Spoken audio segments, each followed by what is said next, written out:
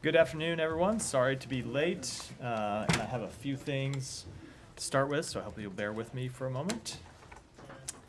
Starting with starting with quite all right. Please continue. Starting with travel, Secretary Blinken will depart tonight for Vienna, Austria, where he will serve as head of delegation for the United States during the high-level segment of the 67th session of the United Nations Commission on Narcotic Drugs. The Secretary will be working to build on the momentum of the global coalition to address synthetic drug threats that he launched last summer, and which now has 149 countries and 14 international organizations participating. This administration has made it a top priority to address the fentanyl and synthetic drug crisis, and this will be the first time a U.S. Secretary of State has attended a meeting of the Commission on Narcotic Drugs. While there, the Secretary will emphasize that illicitly manufactured synthetic drugs and their precursors pose a threat not just to the United States, but to all nations. He will look to secure concrete commitments from countries to take domestic, regional, and international action to address synthetic drugs and their precursors, which are fueling the public health crisis both in communities across the United States and around the globe. Secretary Blinken will also meet with Austrian Chancellor Karl Nehammer and Foreign Minister Alexander Schallenberg during his time in Austria to reinforce our strong bilateral relationship. We are working together with the government of Austria to meet humanitarian needs in Ukraine and ensure the integrity of EU-Russia sanctions. The Secretary will then travel to Seoul to participate in the third Summit for Democracy led by the Republic of Korea. The summit will demonstrate how democracies continue to deliver for their citizens and organize to address the world's most pressing challenges. The Secretary will also meet with Foreign Minister Cho Tae-yul and other Korean officials to discuss a broad range of regional and global issues during his time in Seoul, underscoring the unwavering strength of the more than 70-year U.S. Republic of Korea alliance. From there, Secretary Blinken will travel to Manila to reaffirm our unwavering commitment to our Philippine allies. He will meet with President Ferdinand Marcos Jr. and Secretary of Foreign Affairs Enrique Manalo to discuss ways to advance economic prosperity, support clean and renewable energy development, and promote peace and stability in the South China Sea. The Secretary's visit will also underscore the importance of our strong bilateral ties, which for 75 years have been critical to advancing our shared vision for a free and open, connected, prosperous, secure, and resilient Indo-Pacific region. Now, turning to Israel and the West Bank. Extremist settler violence carried out with impunity in the West Bank has killed, injured, and threatened the livelihoods of countless Palestinian civilians. This violence risks destabilizing the West Bank and obstructs efforts to advance a pathway to peace and security for Israelis and Palestinians through a two-state solution. There is no justification for violence against civilians, no justification for forcing families from their homes. In February, President Biden issued an executive order giving the State Department new authorities to impose sanctions on those responsible for undermining peace, security, and stability in the West Bank, and the department imposed sanctions on 4 individuals. Today, we are imposing further targeted sanctions on 3 Israeli individuals involved in undermining stability in the West Bank. We have also designated 2 associated entities referred to as farms. These West Bank outposts are owned or controlled by designated individuals, have acted as a base from which to launch violent acts, and are illegal even under Israeli law. It is critical that Israel take additional action to stop settler violence and hold accountable those responsible for it, not just for the sake of the victims of this violence, but for Israel's own security and standing in the world. But as we have made clear, the United States will continue to take its own actions to hold accountable those engaging in extremist violence and threatening the peace, security, and stability of the West Bank. This includes through actions like those taken today, through the visa restriction policy announced by Secretary Blinken in December, under which the department has taken steps to impose visa restrictions on dozens of individuals. Finally, the United States condemns Russia's continuing efforts to undermine Ukraine's sovereignty, territorial integrity, and political independence through sham elections held in occupied Ukrainian territories. The United States does not and will never recognize the legitimacy or outcome of these sham elections held in sovereign Ukraine as part of Russia's presidential elections. To be clear, Luhansk, Donetsk, Zaporizhia, Kherson, and Crimea are Ukraine. The results of these Potemkin-style exercises will be dictated by Moscow and cannot reflect the free will of the citizens of Ukraine who are being compelled to vote in them. This spectacle only further demonstrates Russia's blatant disregard for its obligations under international law. The United States will continue to use all available tools to hold accountable those individuals responsible for actions that undermine the sovereignty, territorial integrity, or political independence of free countries, including those who serve as election observers for the Kremlin's sham elections in occupied parts of Ukraine. And with that, Matt. Right. Thanks. But sorry, that was so long. I only have time for 2 questions. Okay. Well, I'll put it all into one question. Decide. I'll start with the 75-year relationship with the Philippines. Are you including the period when the U.S. actually occupied and controlled the Philippines in that? I would have to go back and look at the exact history of that to give you a more precise answer. I'm sure you would. Okay, on Gaza. You have seen, I'm sure, Senator Schumer's comments. I know that you can't speak for the senator or any member of Congress. But is there a concern in the administration at all that these remarks are going to make it more difficult to deal with Prime Minister Netanyahu and his government?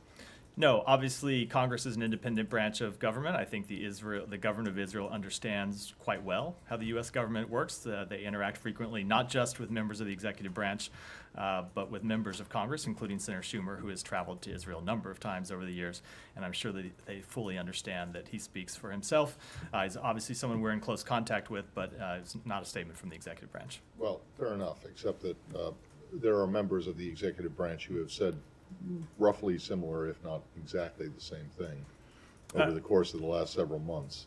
And so I think there is a suspicion out there that Senator Schumer was putting out publicly what had been being said privately.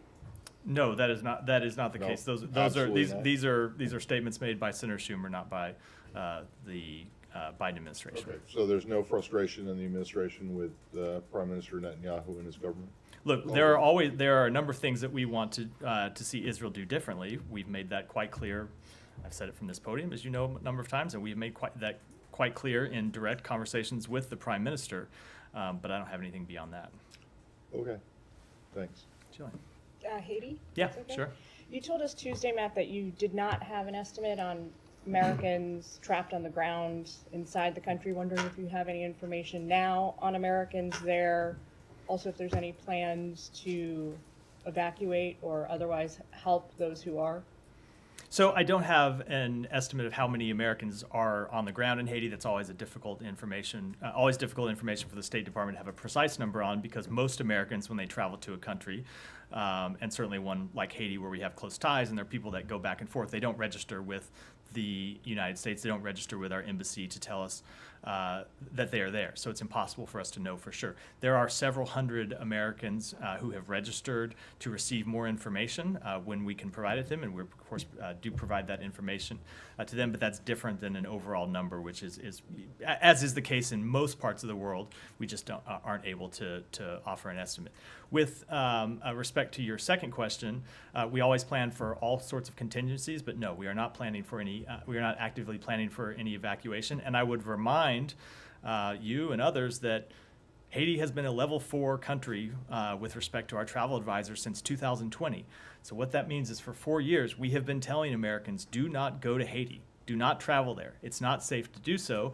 And for those who are there, leave as soon as you can feasibly do so without putting yourself at risk. So you don't anticipate, or put it this way, so no plans to evacuate as of now. Do you anticipate there may be some support for evacuation for those few hundred or however many there are? We will always provide information to American citizens that reach out to us when we can do so. For example, if there's information about the operations at the airport that becomes available, we'll make that known to Americans who reach out to us. But we are not actively planning for any evacuation, no. One last question, if I may. With the few $100 million of new aid money that's going to make its way to Haiti, does state have, I guess, guardrails in place to prevent any of that funding falling into the hands of these gangs that are now controlling the government buildings? So let me, just to be clear and to make sure I answer your question correctly, let me talk about the different types of aid and assistance that we are providing. So first of all, there is $33 million that the Secretary announced on Monday in humanitarian assistance that we are providing to help alleviate the humanitarian situation on the ground. And we always have guardrails in place. We always have monitoring programs in place to ensure that that money is used effectively. There is an additional $300 million that the United States is providing to support the multinational security support mission that Kenya will be launching in the coming days and weeks, which is a separate question from humanitarian assistance, and that is money that will be provided in some cases in kind through transfers of equipment, in some cases through provision of logistics, in some cases through direct financial support, but that is to the government of Kenya to support the multinational support mission, not to the government of Haiti or entities on the ground in Haiti. So can you do the top line numbers? So total 330 direct from the U.S. and then 300. Different. There's 300. It's two different things. $300 million in support for the multinational security support mission. $200 million of that is from the Pentagon. $100 million is from here. Separate and apart from that, not supporting the MSS mission, but supporting humanitarian assistance efforts, is the $33 million that the Secretary announced on Monday. Yeah. For a second, Gaza's health ministry said today that 6 Palestinians were killed and dozens wounded in Israeli fire on crowds of residents waiting for aid trucks in Gaza City. Have you raised this with the Israelis, and do you have any information on this? So I don't have any information on this specific report. I just saw it today. I can tell you that this is the type of thing that we often raise with the Israelis, both to seek out more information and to make clear that we want to see effective deconfliction measures taken. We want to see them take steps to minimize civilian casualties. We want them to take steps to see that aid is effectively distributed to Palestinian civilians who need it and in no way jeopardized. And then just further on aid, the Secretary said yesterday when talking about the maritime corridor that it demands tremendous coordinating among donor countries. Is this for the U.S. military effort or the commercial maritime option? This is with respect to the effort the President announced in the State of the Union, the effort that we are launching with through the United States military and with which we are coordinating with other countries. And as you heard us say, we are working through what that will look like right now, and part of the purpose of the Secretary's ministerial meeting yesterday was to talk through exactly how we get that mission off the ground. And sorry, just quickly on the settler sanctions, what effect do these sanctions have on the farms? I realize it cuts them off from like the U.S. financial system, but like how will this impact their operations? So I won't speak to what the exact impact will be on their direct operations, but I can tell you how the sanctions will be imposed and how they will be enforced. So for both the individuals we sanctioned today and the two entities, any property that they have in the United States or in United States financial accounts is blocked. They no longer will have access to it, and they no longer have the ability to transact with the U.S. financial system. And then on top of that, any entities that transact with the United States financial transaction system, which of course is most entities in the world, banks and other entities, put themselves at risk of further sanctions and further enforcement activities from the United States if they transact with these farms and with these entities. So what we've seen when we announced our first round of sanctions under this new executive order last month is in Israel, Israeli banks freezing the accounts of the 4 previously designated individuals. And I won't make any predictions what will happen going forward, but I know that every entity around the world takes these sanctions very seriously. And why go ahead with them now? Is it because there's not been progress in talks for a temporary ceasefire? This is completely independent of the ongoing effort to achieve a temporary ceasefire and release of the hostages.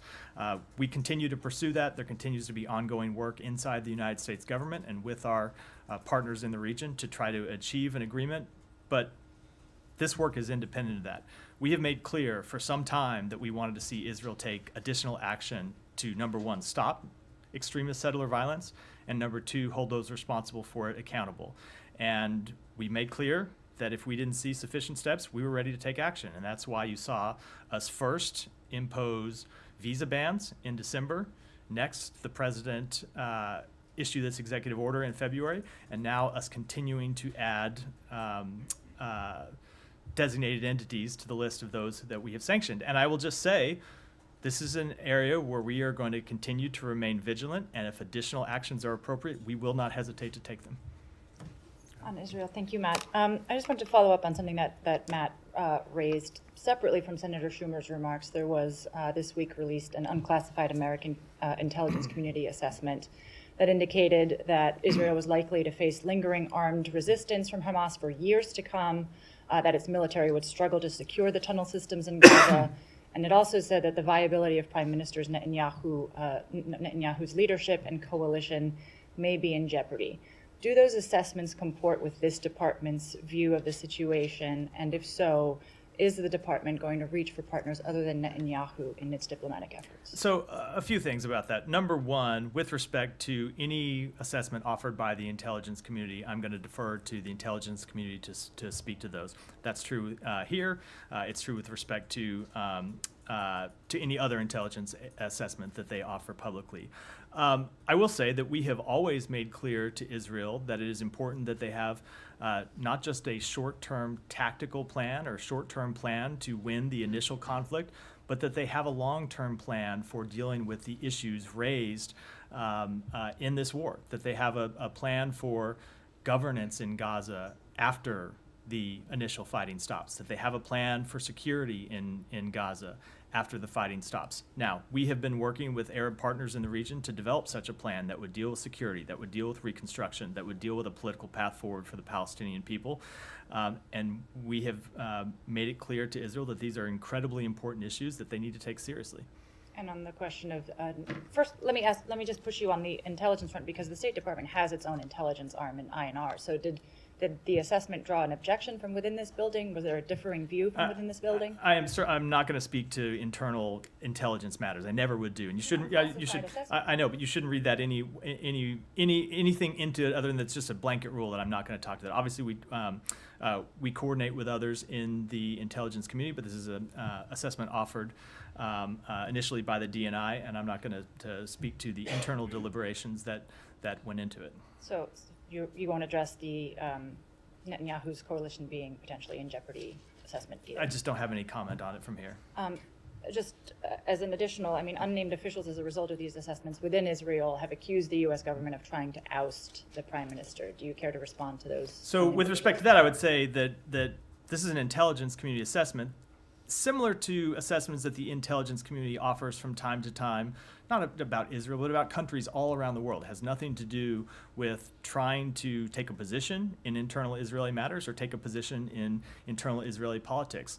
We do not have a position on that. Who leads the government of Israel is a matter for the Israeli public to decide, just as that is a matter for the residents of any country to decide with respect to the leadership of their country. We deal with the elected prime minister. We will always deal with the elected leadership of Israel. That will always be our policy. Okay, one last one on hostage talks, because you mentioned there was ongoing work. Is it the case that the stakeholders surrounding the talks are just waiting for a response from Hamas, or is there a revised offer being put on the table? I'm not going to get into any level of detail other than to say that there continues to be an offer on the table to Hamas, as you heard the secretary say when he was at this podium yesterday, that we think they should accept. Kylie, and welcome back. I know the secretary said it yesterday, but from you, welcome back. It's good to be here. Sorry to beat a dead horse, but I do have one more question on the Netanyahu remarks, specifically what Senate Majority Leader Chuck Schumer said. I understand that you're not going to, talk about if you guys coordinated or anything like that. The White House did say that they were given a heads up ahead of those remarks, but we did not coordinate. We were given a heads up, but we did not coordinate. Okay, but he called for a new election in Israel. Can you just clearly say if the administration agrees that this is time for a new election or not in Israel? That is just not a position that we have taken. So you won't take a position either way as to if you agree with those remarks or not? No, they are remarks that he made, and he, as I said, Congress is an independent branch of government. But do you think that Prime Minister Netanyahu is in strong standing right now as the leader of Israel? I am not going to offer any type of assessment of that. He is the elected Prime Minister of Israel. Okay. Go. Yeah, Said, go ahead. Thank you, Matt. Very quickly on the Netanyahu, Chuck Schumer thing. I know, Congress is a separate entity and so on, but do you agree that Mr. Netanyahu is an obstacle to peace when it comes to the two-state solution, considering that he said that time and again? I, once again, am just not going to offer any independent assessments about the government of Israel. I think I've made that fairly clear. I will make clear what our positions are with respect to a two-state solution. We have made that very clear for some time, but with respect to assessments about the government of Israel, that's not something I'm going to do from this podium. All right. Now, Israel says it plans, it's been reported that Israel, in fact, it was reported by AP, that Israel plans to direct Palestinians out of Rafah ahead of anticipated offensive. I mean, is that really acceptable? I mean, you know, are they a herd of cattle? You keep moving them north, south, and so on. You keep moving them from place to place. They're going to put them in, like they call them, human islands and so on. So, Is that really acceptable to the government of the United States? So I saw the comments. What I have yet to see and what our government has yet to see is a plan from the government of Israel. So before I pass any sort of judgment, we are going to continue to do what we have said we would do, which is look for the government of Israel to provide a plan about how they would address the humanitarian situation in Rafah. Absent having seen such a plan and seeing that such a plan is credible and can be executed and implemented, that type of operation is not one that we could support. But while we saw the comments at a press conference, that's different from a plan, and we've yet to see a plan. No. But in principle, I mean, the notion of moving people like this, keep moving them endlessly. I don't know for how long. You know, maybe this war will take another 6 months and so on. Is that something that's fine with you? Yes, with respect, I will wait to see. I will wait to see a plan. Let me ask you on UNRWA, if I may. Can I ask you on UNRWA? Of course. Okay. Yesterday it was struck, and the secretary mentioned that an UNRWA warehouse, whatever, it was struck, and one person was killed. Now, it has also been reported that Israel is planning, or has begun, in fact, to dismantle. I asked you about this a couple of days ago, to dismantle UNRWA, not only in Gaza but also in the West Bank. Now, would the United States, come out and say, look, we will have whatever punishment fit the crime? If it's proven that staff members of UNRWA have participated in the October 7th attack, then we will hold them accountable on that level. But you make a commitment to continue to keep aiding UNRWA? So, Saeed, I do appreciate your continued insistence that I put the cart before the horse and pass judgment on matters that remain open and on which we have not yet been provided the information we said we would have to have before we could pass judgment. But just as I would not pass judgment with respect to a Rafah plan that we have not seen, I'm not going to pass judgment on the outcome of an investigation. That is, we think the allegations against UNRWA need to be investigated thoroughly. They are being investigated. We are waiting for the outcome of that investigation.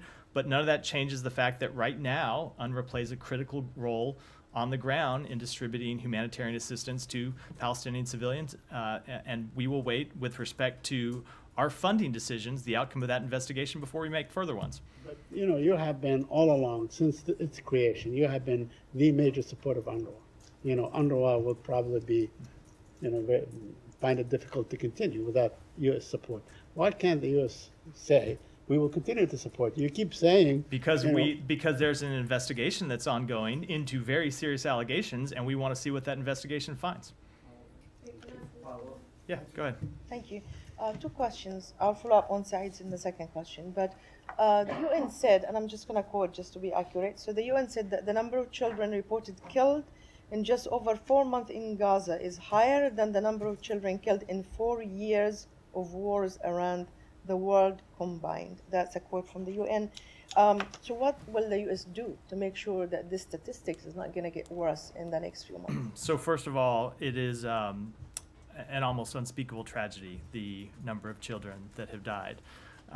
It is an unacceptable outcome of the fighting of the past 5 months.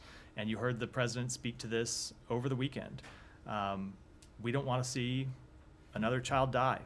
We didn't want to see any children die, obviously. And that's why we have been engaged with the government of Israel to make clear that they need to do everything possible to minimize civilian casualties, and why we have made clear that with respect to any operation in Rafah, we need to see a credible and executable humanitarian assistance plan before we could support one going forward.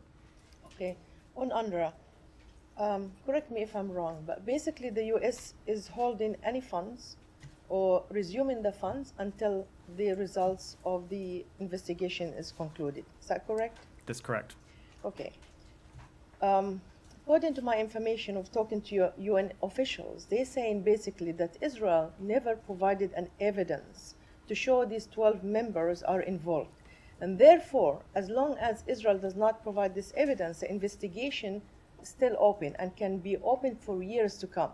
So in a way, they indicating could be a political, actually, accusation more than an actual one. And even if it's an actual one, it can be political.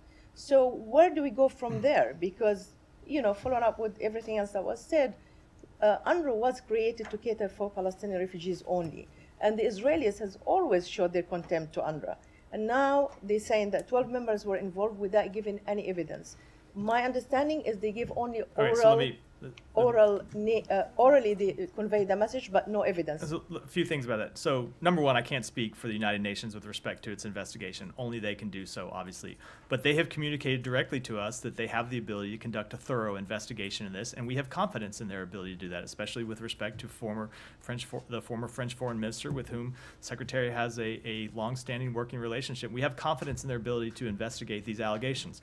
But second of all, and that maybe even more importantly, I think you have to remember why we made our decision to pause funding in the first place.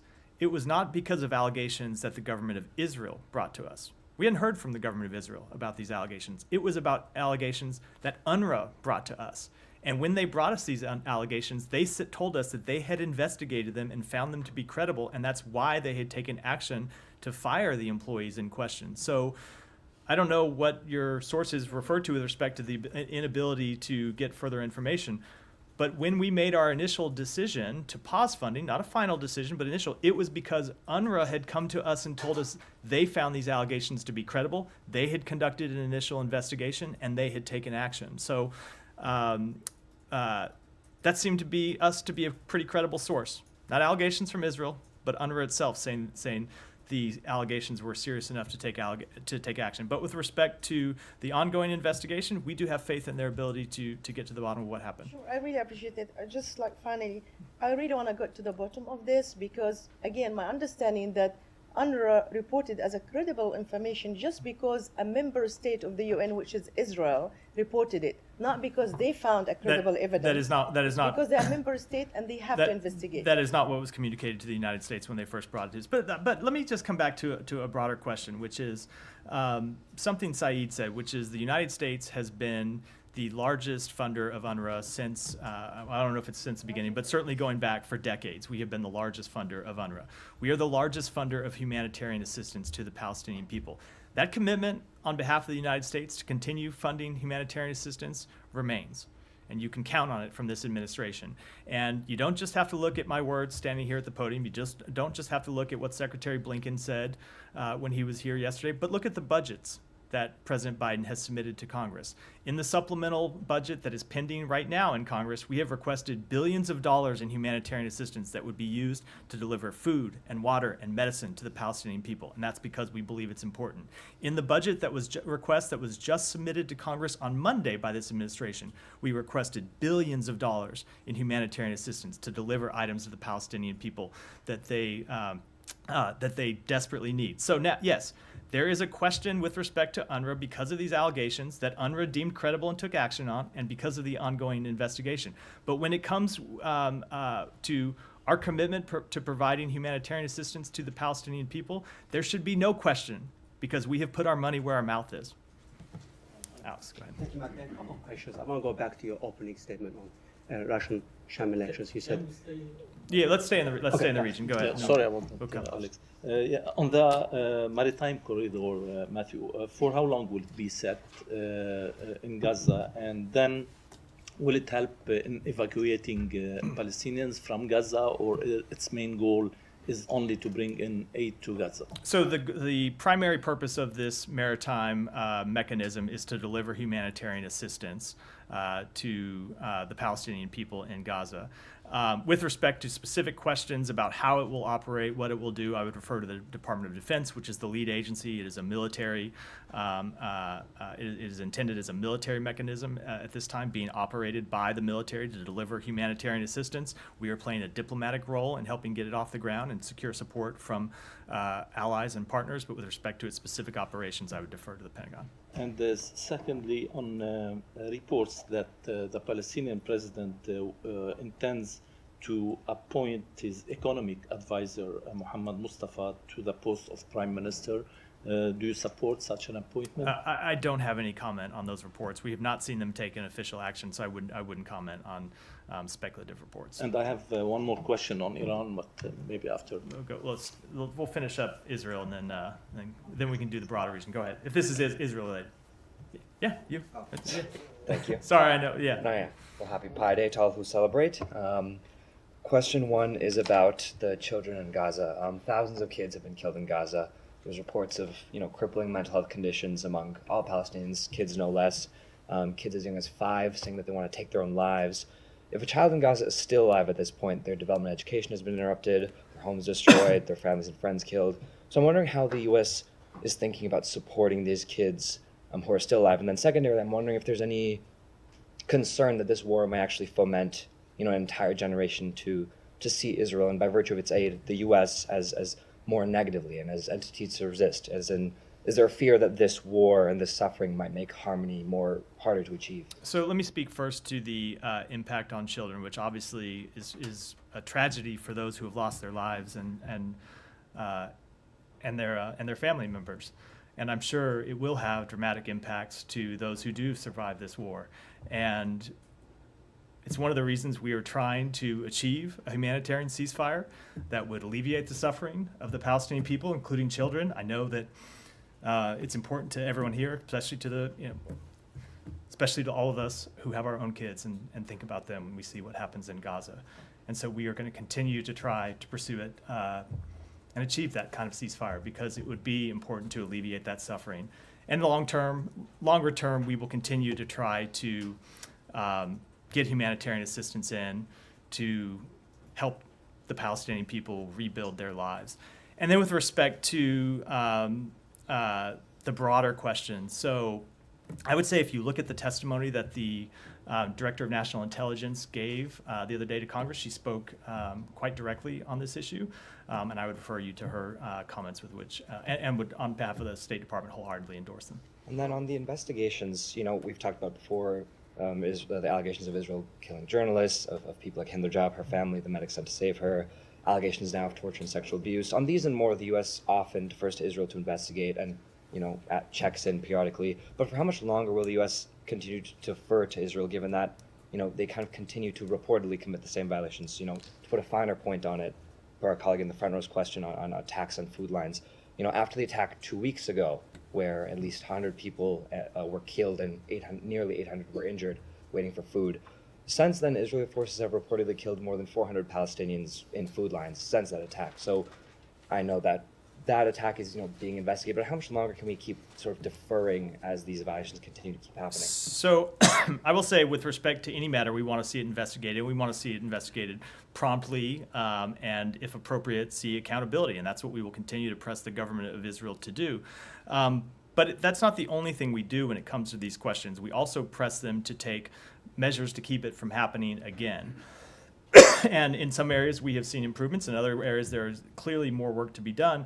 But it does come back to this, this thing we have talked about before, which is the difficulty of operating in this environment where Hamas continues to use Palestinians as human shields. So I will just say, with respect to the strike that Israel took yesterday that has reportedly killed an UNRWA worker. So the IDF put out a statement on that today and said that they were targeting a Hamas terrorist, and they've released video that they claim shows the death of a Hamas terrorist that they were specifically targeting, who has been stealing humanitarian assistance intended for innocent civilians and diverting it to Hamas and diverting it to the terrorists who not only killed more than 1,200 Israelis on October 7th and killed American citizens on October 7th, and not only continue to hold hostages, including American citizens, but continue to put Palestinian civilians in harm's way, and who could, at least for 6 weeks, end this conflict today by accepting the ceasefire proposal that's on the table. So it is a very difficult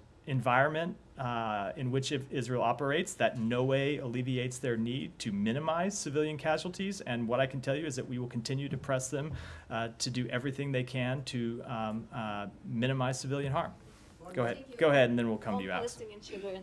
So on Tuesday, a 12-year-old Palestinian child, Rami, was killed by an Israeli police officer in East Jerusalem. He was lighting fireworks in front of his family home, playing with his brother and his friends. And Israeli National Security Minister Ben Gvir praised the police officer who shot Rami as a hero and called the 12-year Palestinian boy a terrorist. What is your reaction to this? It's hard to know how to react to that specific comment. I will say that no child just out doing what a child does should be put in harm's way and should see their life put at risk. No child out playing should be harmed in any way. And I can tell you this is a matter that we will seek information about the government of Israel. Haven't you raised this with the Israeli government? We may have. I wasn't aware of this report until you raised it to me right before the briefing. I haven't had a chance to talk to our embassy, but I can tell you if we have not, we will.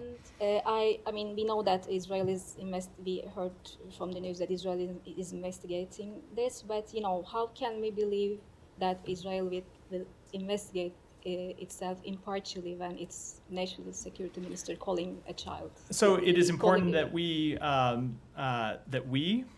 watch these investigations and hold them accountable, that the Israeli press watch them and ask questions, and that the rest of the world's press watch them and have questions. And this goes back to something you have heard me say before, that Israel is a democracy where the free press can ask questions, where citizens can demand that their government do better and perform better, and where the rest of the world can interact with them and ask those very same questions. And that's what we will do on behalf of the United States, and would encourage others to do it as well.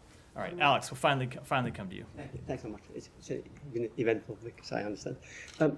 Back to your opening statement on Ukraine and Russia. You said the United States does not and will never recognize the outcome of sham elections. Context matters, of course. You're talking about Ukrainian sovereignty here, but how much of these questions Putin's legitimacy, in your opinion? So I think it very clearly shows that he disrespects international law. And as I said, there is no legitimacy with respect to his claims for Ukraine, either the territory where they are holding these sham elections right now, or the rest of Ukraine where he continues to have designs. But in terms of the election that Putin is running this time, United States will not recognize Putin as an elected president next week. Is that look, I think when it comes to the elections in Russia, first of all, the Russian people deserve free and fair elections and the ability to choose among candidates representing diverse views. They deserve access to impartial information. If you just look back at what we've seen over the past few weeks, we saw the Kremlin's leading critic, Alexei Navalny, die in custody following years of harassment and abuse. We've seen the Russian government attack one of his longtime aides, and we've seen them continue to deny anti-war candidates registration on spurious grounds and deprive Russian voters of genuine choices. So we have seen the Russian government, not just over the past months in the lead up to this election, but of course for years, crack down on the ability of Russian civil society to operate, the ability of independent journalists to exercise their legitimate rights, and of course the ability of the Russian citizens to speak clearly. We will watch the election, and I'm sure we'll have plenty to say when it concludes. Yeah, as for attack that you're referring to, Lithuania's counterintelligence said that they assessed that the Kremlin was behind it. The Russian intelligence service carried out this attack. Is that your understanding? I don't have any comment on from it here. I'm happy to take it back and see if we have any further. I was hoping you could help us understand. One more, and then I'll go. Yeah, thanks so much. The state's role in the latest aid package for Ukraine. The president signed a memorandum the very same day that you guys put out $300 million for Ukraine. And he directed the secretary to furnish up to 126 million from the FAA for Ukraine. Is it a separate package? Are you guys working on it, or is Let it me going take to that. members? Let me take that back and get you Skip. an answer. Go ahead. Okay, so on Monday, CARICOM meets, comes up with this plan for a presidential council in Haiti. It's now Thursday. Is the council being stood up? My understanding is that just in the last few hours, a number of the entities that will comprise the transitional council have submitted their names, and so we will continue to work with CARICOM and work with our international partners and work first and foremost with Haitians themselves on trying to pursue a path to return of democracy and free and fair elections in Haiti. Not surprisingly, there is some objection from some parties, particularly in Port-au-Prince, setting aside the armed groups that have essentially taken control of the city. What efforts is the United States taking on to try to get people to buy into this transitional process? So a few things about that. First of all, what we saw Monday was dozens of Haitian individuals, representatives of political organizations in Haiti, civil society groups, being willing to make concessions and being willing to make compromises to try to restore stability and set the path to free and fair elections. And we think that's appropriate, and I think that's something that all political figures in Haiti should do to try to move past the current crisis. But with respect to your question about what the United States is trying to do, I think it is a mistake. I'm not trying to quibble with you. It's a mistake to look at this as what the United States will do, because ultimately this is a matter for the Haitian people to decide, and the Haitian people and Haitian leaders need to be front and center in making decisions about their country. What we will do is work with Haitian leaders and work with CARICOM leaders and work with our other international partners to do everything we can to offer support for Haitians in making those concessions and trying to get on the path to democracy. And separately, but important to this political pathway, we will support the multinational security support mission because it is critical to restoring security on the ground. And without security, it's going to be very hard, if not impossible, to hold free and fair elections. Is there a concern in this building that momentum might be ebbing because we're now 72 hours past this situation? And what happens if, for whatever reason, the names that have been put forward are rejected? What is the plan B? So, first of all, I'm not going to discuss hypotheticals and what might happen. I would never do that. With respect to anything, as others in this room have heard me say for the last few days when I've gotten other hypothetical questions. But no, not a concern about momentum ebbing. This was always going to be a political process that required people to make compromises and people to make concessions. As you just heard me say, just in the past few hours, we've seen a number of names submitted for this presidential transitional council. We want to see it get off the ground as soon as possible. We want to see an interim prime minister appointed as soon as possible. Thank you. Yeah, go ahead. Thank you. A couple questions on Iraq. The U.S. sanctions waiver to Iraq expires in the coming weeks. I've learned that this administration renewed that waiver to the Iraq that could pay to Iran. And in the past few waivers, Iran get monies from Iraq in euros, not in Iraqi dinars. Have you renewed that waiver to Iraq? And why are you allowing Iraq to pay Iran in euros? So first of all, with respect to which currency it's paid in, I don't know or have any understanding of which currency.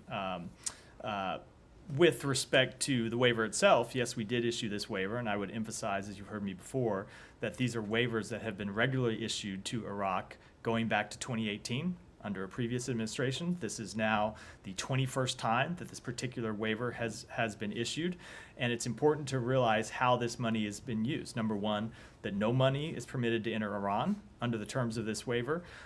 All of these funds are held in restricted counts, and they can only be used for transactions for the purchase of food, medicine, medical devices, agricultural products, and other non-sanctionable transactions. And that it is part of our broader goal to wean Iraq off of dependence on Iran for the provision of electricity, because that's what these waivers, as I know you know, what these waivers relate to, which is that Iraq continues to have to get its electricity from Iran. Iraq has been making real progress on its path towards energy sufficiency. Since 2020, it has cut its imports of Iranian energy by more than half. Over the last decade, it has doubled its own electricity generation, and we will continue to work with them and support them as they try to become energy independent. And this week, 4 members of Congress sent a letter to Secretary Allen and Secretary Blinken on that issue, and they speak of the nature of that transactions. They mentioned that these transactions are fungible.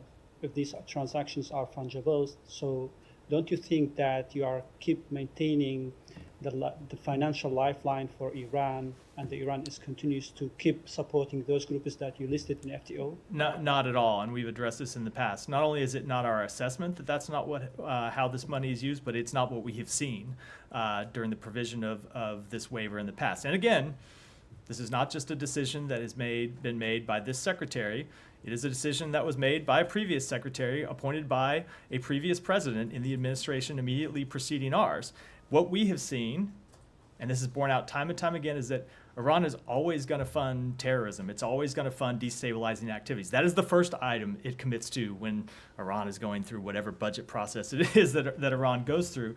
And that this money helps the Iranian people because it can only be used for humanitarian purposes and other non-sanctionable goods. In other words, it is additive money that would otherwise not be spent to address the Iranian people's legitimate needs as opposed to the Iranian government's illegitimate purposes. And with respect to those illegitimate activities by the Iranian government, you have seen this administration respond to those. We have imposed sanctions on more than 500 Iranian entities since the outset of this administration. We have held Iran accountable for its support of terrorism and its funding of dangerous proxy groups around the region, and we'll continue to do so. Gita, go ahead. Thanks, Matt. Talking about the Iranian people, you may recall the results of the UN fact-finding mission on the government suppression of the protests, which basically said in most cases crimes against humanity had been committed. Now, the U.S. Commission on International Religious Freedom, based on that report, is urging the Biden administration to support a UN Security Council referral to the International Criminal Court. Given what you just said about support for the Iranian people and holding the government accountable, would the Biden administration consider this proposition seriously as a means to that end of holding the regime accountable? So the UN fact-finding mission did document extremely concerning human rights abuses, which it included may amount to crimes against humanity. We strongly support the resolution under consideration at the UN Human Rights Council that renews mandates for the fact-finding mission and the special rapporteur on human rights in Iran for another year. And with respect to the other question, I don't have anything to announce today. Okay. Another, somewhat in the same light, the Iranian government has also been persecuting athletes.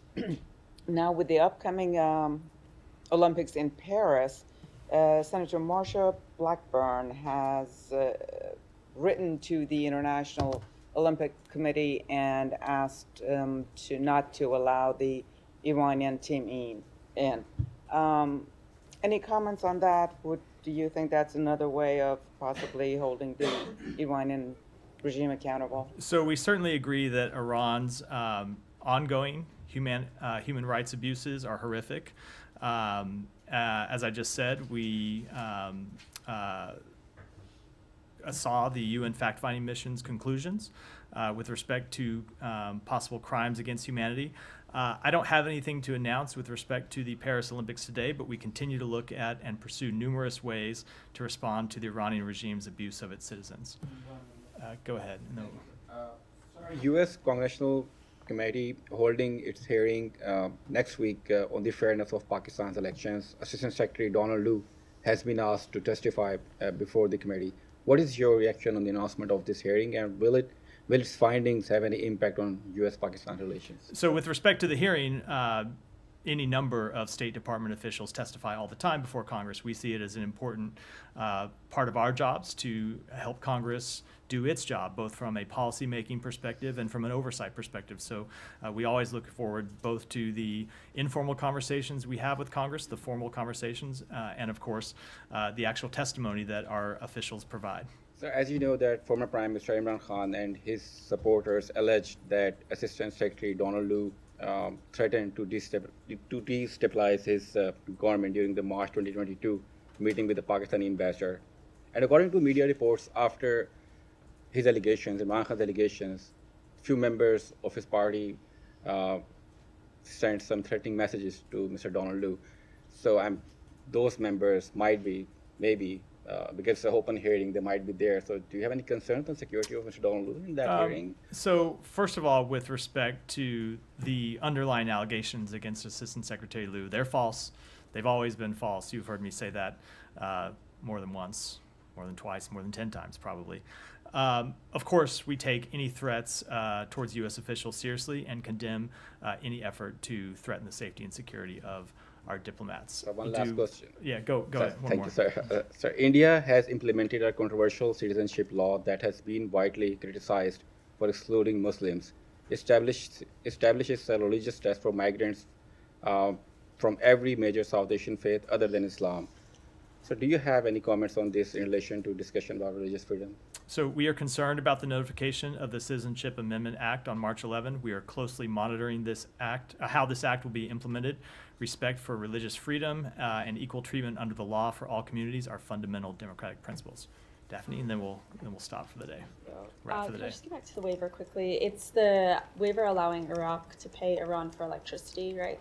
It's a simplification of it, but it is the way it works. Iraq has been importing electricity from Iran. It doesn't pay Iran directly for that electricity. It deposits money into these restricted accounts, and then when we issue these waivers, it allows the money in those accounts to be used for humanitarian and other non-sanctionable purposes. But the money itself doesn't actually move from Iraq to Iran. Right, and then was it issued for another 120 days? Yes, it's a standard period. Thank you. All right, thanks everyone. Thank you.